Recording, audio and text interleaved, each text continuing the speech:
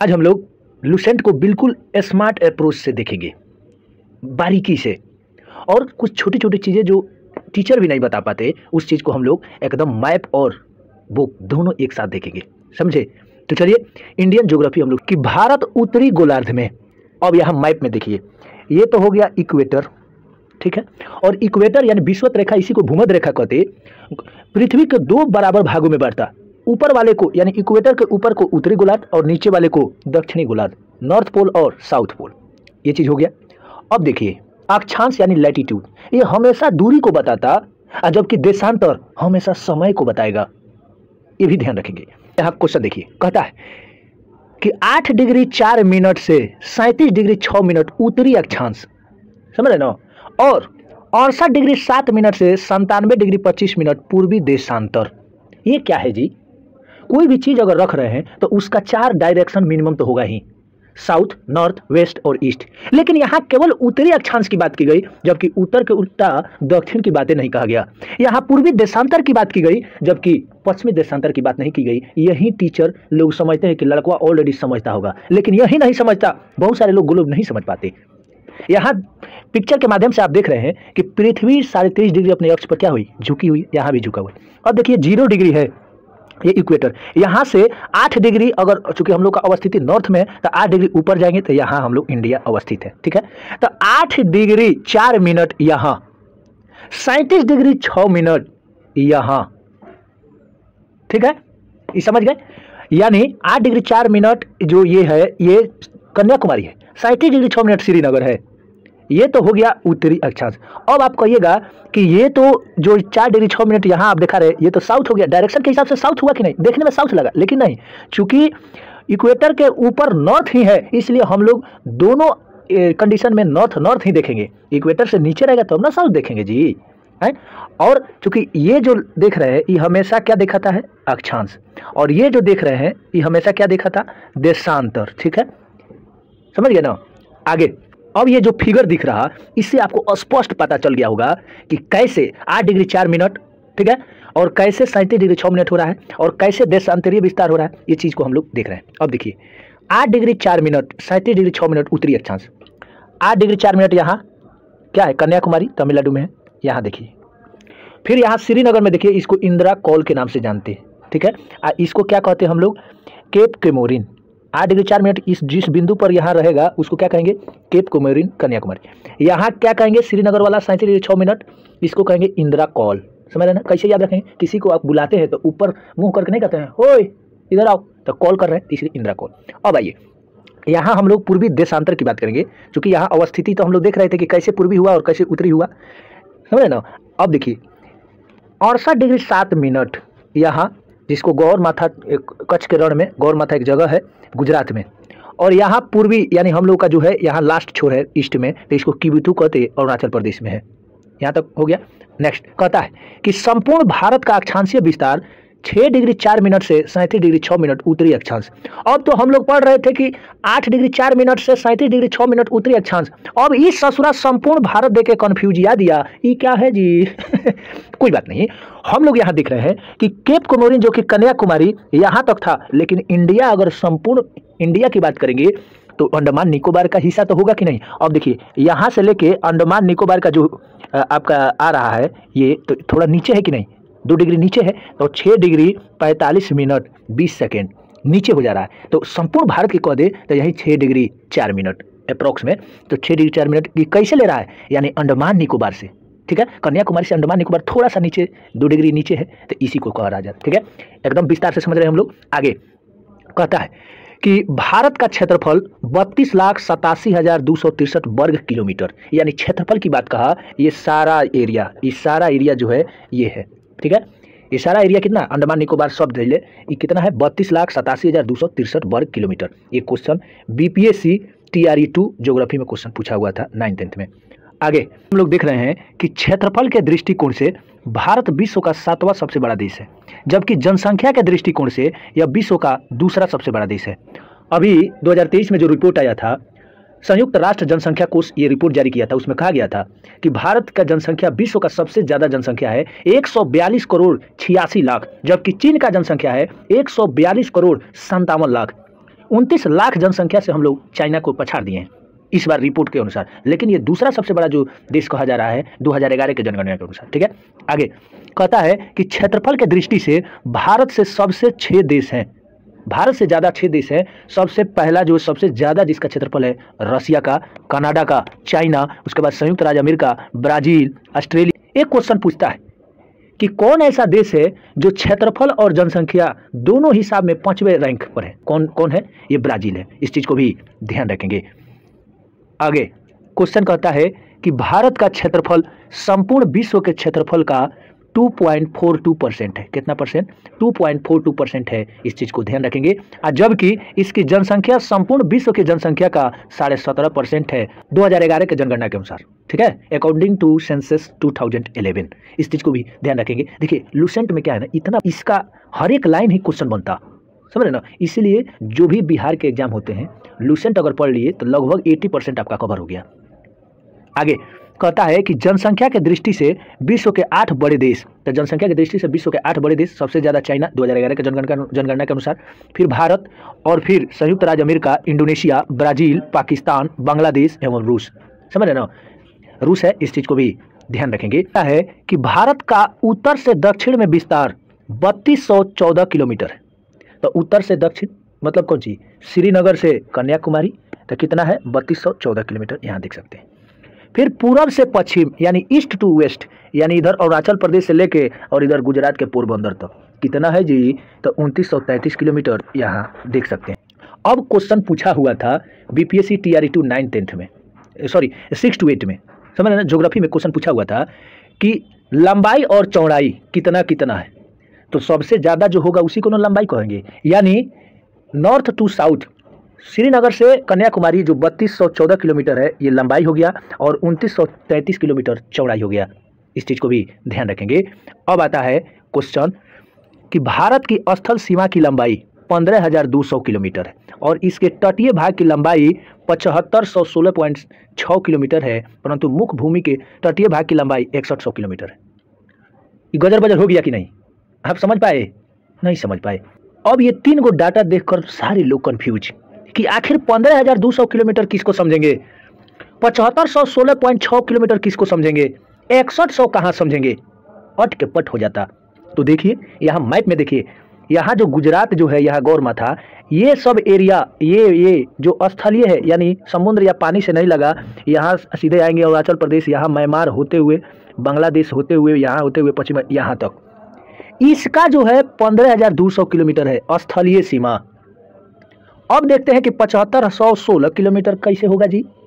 तब देखिए यहाँ जो है, यहाँ से समुद्र शुरू होता है, ये देखिए, ठीक है, यहाँ केरल, तमिलनाडु, आंध्र प्रदेश, यहाँ उड़ीसा होते हुए ये पश्चिम बंगाल, ये जो हम लोगों ने देखा यहाँ से ये जो तटवर्ती रेखा, इसका जो है 6100 है। कितना है? 6100 जो नीचे यहाँ।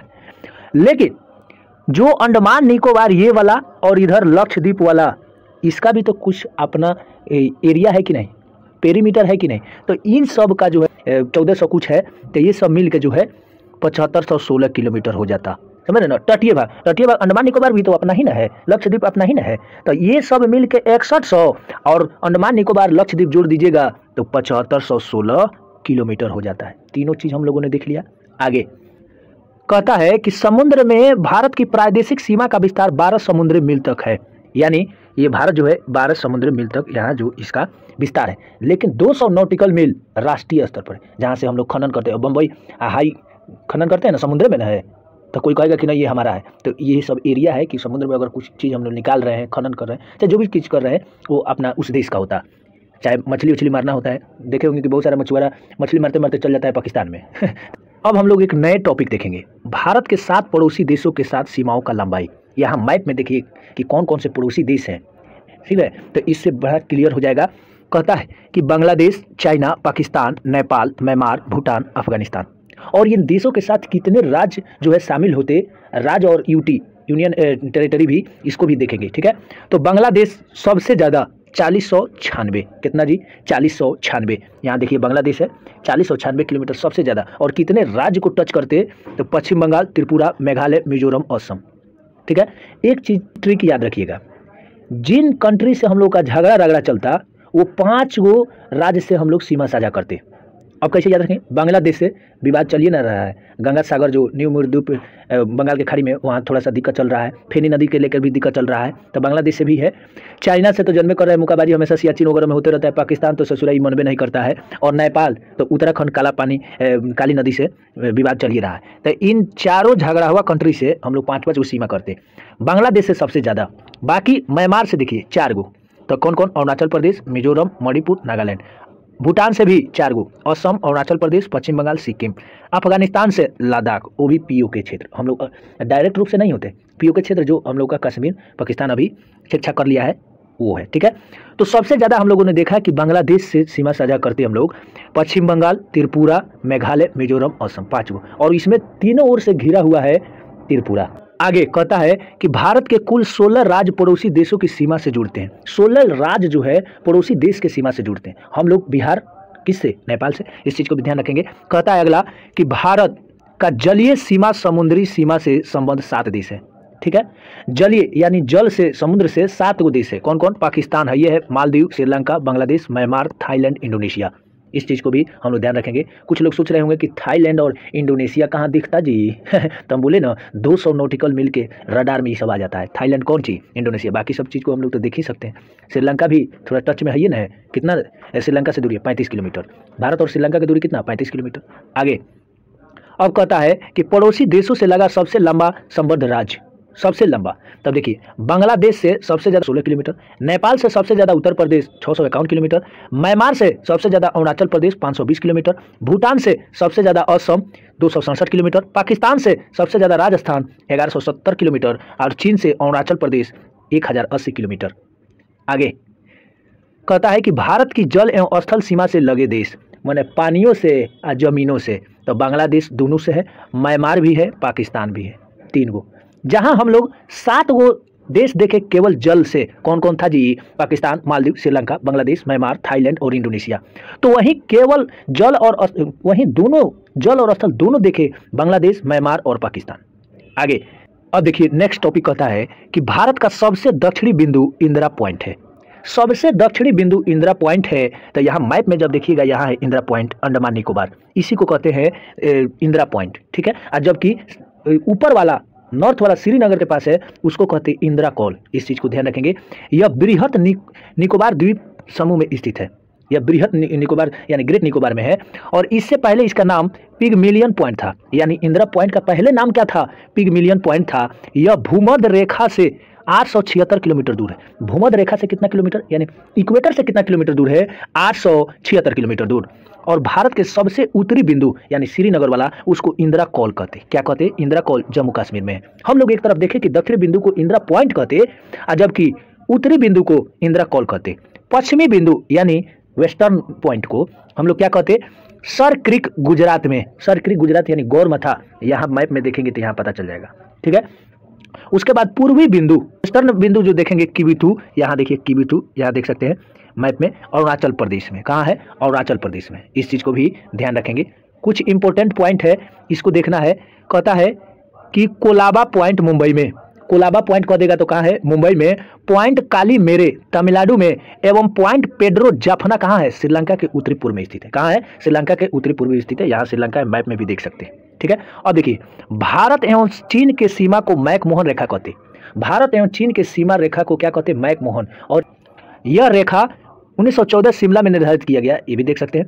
भारत एवं चीन की सीमा को 3 सेक्टरों में बांटा गया। भारत और चीन की सीमा रेखा को कितने सेक्टर में बांटा गया है, 3 सेक्टर में बांटा गया है। इस चीज़ को भी ध्यान रखेंगे। और 0 डिग्री किस रेखा को बांटती है, तो भारत और बांग्लादेश। 0 डिग्री भारत और बांग्लादेश। आगे कहता है नोट में, काराकोरम रेंज भारतीय उपमहाद्वीप एवं चाइना के मध्य एक जल विभाजक बनाती है, और 70 किलोमीटर लंबा यह ग्लेशियर काराकोरम में सबसे लंबा है। यह धरती के ध्रुवों को छोड़कर दूसरा सबसे लंबा ग्लेशियर है, और इसलिए इसे तीसरा ध्रुव के नाम से जानते हैं। हम लोग देखे थे कि नॉर्थ पोल और साउथ पोल यहाँ काफ़ी ठंडी होती है, और 6 मंथ दिन और 6 मंथ रात होता है। तीसरा ध्रुव किसको कहते हैं, काराकोरम को। और यहीं से क्वेश्चन पूछा हुआ था 6 to 8 जनरल पेपर में कि बाल्तोरो हिम नद कहाँ है, काराकोरम में है। कहाँ है जी, काराकोरम में है। इस चीज़ को भी ध्यान रखेंगे। अगला पॉइंट कहता है कि भारत और अफगानिस्तान के बीच डुरंड रेखा है। भारत और अफगानिस्तान के बीच कौन रेखा है जी, डुरंड रेखा है। हमने कहा था कि भारत और अफगानिस्तान के बीच हम लोग डायरेक्ट संबंध नहीं रखते, पीओके से रखते, जो कि 1896 में सर डुरंट द्वारा निर्धारित की गई थी। अब यह रेखा अफगानिस्तान और पाकिस्तान के बीच है, अब यह रेखा अफगानिस्तान और पाकिस्तान के बीच है। 1896 में किया गया था, अब बंटवारा हो गया है, तो इसलिए डुरंट रेखा भारत अफगानिस्तान नहीं समझेंगे, क्या समझेंगे? पाकिस्तान और अफगानिस्तान। इस चीज़ को भी ध्यान रखेंगे। नेक्स्ट टॉपिक कहता है कि भारत और पाकिस्तान के बीच रेड क्लिफ रेखा है। भारत और पाकिस्तान के बीच कौन रेखा है जी? रेड क्लिफ रेखा है, जो 15 अगस्त 1947 को सर सीजे रेड क्लिफ द्वारा निर्धारित की गई थी। 15 अगस्त 1947 को सर रेड क्लिफ द्वारा निर्धारित तो किया गया था, लेकिन 17 अगस्त 1947 को यह घोषणा कर दिया गया कि तू है पर से आ तू है पर से। समझ गए? आगे टॉपिक कहता है कि भारत और नेपाल के मध्य काली नदी सीमा बनाती, और यही हम बोले थे कि भारत और नेपाल के बीच जो विवाद चल रहा है यही काली नदी को लेकर, और ये उत्तराखंड में है। आगे कहता है कि पटकाई की पहाड़ियाँ, पटकाई बूम की पहाड़ियाँ भारत को म्यांमार से अलग करती। भारत को म्यांमार से कौन अलग करती? पटकाई बूम की पहाड़ियाँ। इस चीज़ को भी ध्यान रखेंगे। क्वेश्चन कहता है कि दक्षिण में श्रीलंका भारत से पाक जल संधि तथा मन्नार की खाड़ी द्वारा अलग होता है। जल संधि दो जल को जोड़ेगा और दो स्थल को अलग करेगा। तो वही कहता है कि पाक जल संधि जो है हम लोग श्रीलंका और भारत को अलग करता। पाक जल डमरू मध्य में ही राम सेतु स्थित है। राम सेतु स्थित है पाक जल डमरू मध्य में ही। श्रीलंका के बाद भारत का दूसरा निकटतम समुद्री पड़ोसी देश इंडोनेशिया है। श्रीलंका के बाद भारत का दूसरा निकटतम समुद्री देश कौन है? इंडोनेशिया है, जो निकोबार द्वीप समूह के अंतिम द्वीप ग्रेट निकोबार के दक्षिण में स्थित है। ग्रेट निकोबार के कहाँ स्थित है? दक्षिण में स्थित है, ध्यान रखेंगे। अब इंपोर्टेंट क्वेश्चन यहाँ से पूछे जाते हैं। कहता है कि भारत का मानक समय इलाहाबाद के निकट मिर्जापुर से गुजरने वाली 82.5 डिग्री पूर्वी देशांतर रेखा को माना गया है, जो ग्रीनविच समय से 5.5 घंटा आगे है। जो ग्रीनविच समय से कितना घंटा आगे है? 5.5 घंटा। अब देखिए 82.5 डिग्री पूर्वी देशांतर 5 राज्यों कौन कौन? उत्तर प्रदेश, मध्य प्रदेश, छत्तीसगढ़, उड़ीसा और आंध्र प्रदेश से होकर गुजरता है। यहाँ मैप में देखेंगे तो उत्तर प्रदेश के यहाँ मिर्जापुर, फिर मध्य प्रदेश, छत्तीसगढ़, फिर आपको उड़ीसा और फिर आंध्र प्रदेश। मैप के माध्यम से क्लियर हो जाता है कि एकदम दिमाग में फिट हो जाता। 5 गो राज्य से जो है ये समय मानक रेखा गुजरता है। कौन कौन? उत्तर प्रदेश, मध्य प्रदेश, छत्तीसगढ़, उड़ीसा, आंध्र प्रदेश। अगला इंपॉर्टेंट क्वेश्चन पूछता है, अब कहता है कि कर्क रेखा, कैंसर लाइन लगभग भारत के मध्य से गुजरती है, और ये जो है 8 राज्यों से होकर गुजरती है। 8 राज्यों से होकर कर्क रेखा गुजरती है। पहला राजस्थान, गुजरात, मध्य प्रदेश, छत्तीसगढ़, झारखंड, पश्चिम बंगाल, त्रिपुरा और मिजोरम। यहाँ मैप के माध्यम से भी देखिए, गुजरात, राजस्थान, मध्य प्रदेश, छत्तीसगढ़, झारखंड, पश्चिम बंगाल, त्रिपुरा, मिजोरम, 8 राज्य हो गया। सबसे कम किस राज्य से होकर गुजरती? तो ये हो जाएगा राजस्थान। किस राज्य से? राजस्थान से। देख रहे हैं छोटा सा। सबसे ज्यादा मध्य प्रदेश से। किससे? मध्य प्रदेश से। और यहीं से क्वेश्चन पूछा गया था बीपीएससी टीआरई 2 में। कहा गया कि कर्क रेखा से कौन सा जो है पठार सबसे ज्यादा घिरा होता है? छोटा नागपुर दिया गया था, उसके बाद ये रांची का पठार, फिर मालवा का पठार। तो मालवा का पठार न होगा। आप जानते हैं कि मालवा का पठार जो है इसी एरिया में न रहता है, तो सबसे ज्यादा तो यहीं घिरा होगा। सारे लोग रांची के पठार तो कोई छोटा नागपुर के पठार मारे थे। आगे क्वेश्चन कहता है कि पृथ्वी की चुंबकीय विषुवत रेखा दक्षिण भारत में त्रिवेंद्रम से गुजरती है। दक्षिण भारत के त्रिवेंद्रम से गुजरती है। तो यहाँ त्रिवेंद्रम कहाँ है? तमिलनाडु में। कहाँ है जी? तमिलनाडु में, यहाँ से गुजरती है। ठीक है। अब आइए, कहता है कि भारतीय उपमहाद्वीप में सम्मिलित देश। उपमहाद्वीप में कितने देश सम्मिलित है? भारत, पाकिस्तान, बांग्लादेश, नेपाल एवं भूटान। कितने हैं? 1 2 3 4 5। 5 गो देश जो है भारतीय उपमहाद्वीप में सम्मिलित है। भारत, पाकिस्तान, बांग्लादेश, नेपाल, भूटान। ठीक है। अब आइए, चाइना इसमें नहीं है, ध्यान रखेंगे। म्यांमार भी नहीं है। कहता है कि सर्वाधिक राज्यों की सीमाओं से लगा राज्य उत्तर प्रदेश। उत्तर प्रदेश जो है सबसे ज्यादा सीमा साझा करती। अब देखिए कौन सी राज्य से। अब इसमें देखिए इसकी सीमा 8 राज्यों से और 1 केंद्र शासित प्रदेश। टोटल राज्य और यूटी कहेंगे तो 9, और राज्य केवल कहते तो 8। जैसे उत्तराखंड, हिमाचल प्रदेश, हरियाणा, राजस्थान, मध्य प्रदेश, छत्तीसगढ़, झारखंड एवं बिहार से लगी होती। और उत्तर प्रदेश की सीमा राष्ट्रीय राजधानी दिल्ली से भी लगा हुआ है, यानी 1 यूटी से और 8 राज्य से। यहाँ हो गया। अब यहाँ से भी इंपॉर्टेंट क्वेश्चन बनते हैं जो कि ध्यान रखेंगे, और यहीं से बंदरगाह यानी पोर्ट की बात होगी। तो टोटल मेजर पोर्ट एनसीईआरटी के हिसाब से करिएगा तो 12 है, 12, लेकिन ऐसे कितना है? 13 है। तो इस चीज़ को भी हम लोग देखेंगे, और साथ ही साथ ये भी देखेंगे कि जो है सबसे ज़्यादा तटवर्ती क्षेत्र कौन है और कितने तटवर्ती हैं। यहाँ से क्वेश्चन पूछे जाते हैं। अब देखिए यहाँ कहता है कि भारतीय राज्यों में गुजरात राज्य की तट सीमा सर्वाधिक लंबी है, 1663 किलोमीटर। सबसे ज़्यादा यहाँ देखिए गुजरात का गुचर पुचुर है, लग रहा है छोटा, लेकिन इधर उधर गया है ना, तो इसलिए लगता है। ठीक है। उसके बाद आंध्र प्रदेश के तट रेखा लंबी है, आंध्र प्रदेश की लंबी है। सबसे छोटा गोवा का है, इस चीज़ को भी ध्यान रखेंगे।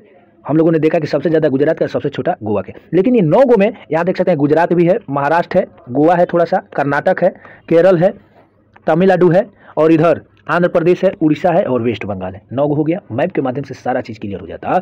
आगे कहता है कि नेपाल के साथ अंतर्राष्ट्रीय सीमा बनाने वाले राज्य, नेपाल के साथ सीमा बनाने वाले राज्य कितने कितने हैं? तो ये बीपीएससी टीआरई 3rd में क्वेश्चन पूछा गया था ज्योग्राफी से। तो कौन है? तो उत्तराखंड है, उत्तर प्रदेश है, बिहार है, पश्चिम बंगाल है, सिक्किम है। ठीक है, कितने लोग हैं? 1 2 3 4 5। हम बोले थे ना, जिस भी कंट्री से भारत का झगड़ा है वो 5 गो राज्य से साझा करता है। उत्तराखंड, उत्तर प्रदेश, बिहार, पश्चिम बंगाल, सिक्किम। आगे देखिए, बांग्लादेश के साथ अंतर्राष्ट्रीय सीमा बनाने वाले राज्य, पश्चिम बंगाल, असम, मेघालय, त्रिपुरा, मिजोरम, इससे भी 5 गो। पूर्वोत्तर भारतीय राज्यों में नागालैंड, मणिपुर, अरुणाचल प्रदेश एवं सिक्किम की सीमाएं बांग्लादेश से नहीं मिलती। ठीक है, यहाँ तो देख सकते हैं। उसके बाद कहता है कि पाकिस्तानी सीमा से लगे 3 भारतीय राज्य, राजस्थान, गुजरात, पंजाब। ये जो है राजस्थान यहाँ देख सकते हैं, फिर ये गुजरात और ये पंजाब, 3 को देख लिए।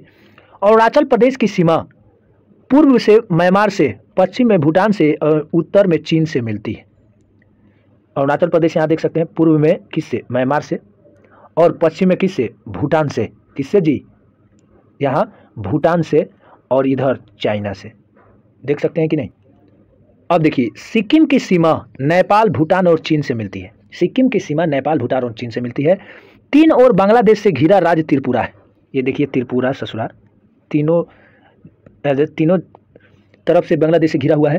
केवल उत्तर पूर्व में यह असम और मिजोरम से जुड़ा हुआ है। उत्तर पूर्व में असम और मिजोरम से जुड़ा हुआ है। संकोश नदी असम एवं अरुणाचल प्रदेश के बीच सीमा बनाती। संकोश नदी असम और अरुणाचल प्रदेश के बीच सीमा बनाती। अब यहाँ देखिए, यंगयाप दर्रे के पास ब्रह्मपुत्रा नदी भारत में प्रवेश करती है। यंगयाप दर्रा, ठीक है, तो यहाँ है अरुणाचल प्रदेश के यंगयाप दर्रा, यहीं पर आके बांग्लादेश से होते हुए मिल जाती है। ठीक है, तो इस चीज़ को भी ध्यान रखेंगे। तो यंगयाप दर्रा, जब दर्रा देख ही रहे हैं तो थोड़ा सा दर्रा हम लोग देख लेंगे। यहाँ कुछ इंपॉर्टेंट दर्रा है, भारत के प्रमुख दर्रे। ठीक है, काराकोरम दर्रा कहाँ है? जम्मू कश्मीर में। जोजिला दर्रा लद्दाख में, और अदिल दर्रा लद्दाख में। पीर पंजाल जो है जम्मू कश्मीर में। बनिहाल दर्रा जम्मू कश्मीर में। बुर्जिल दर्रा जम्मू कश्मीर में।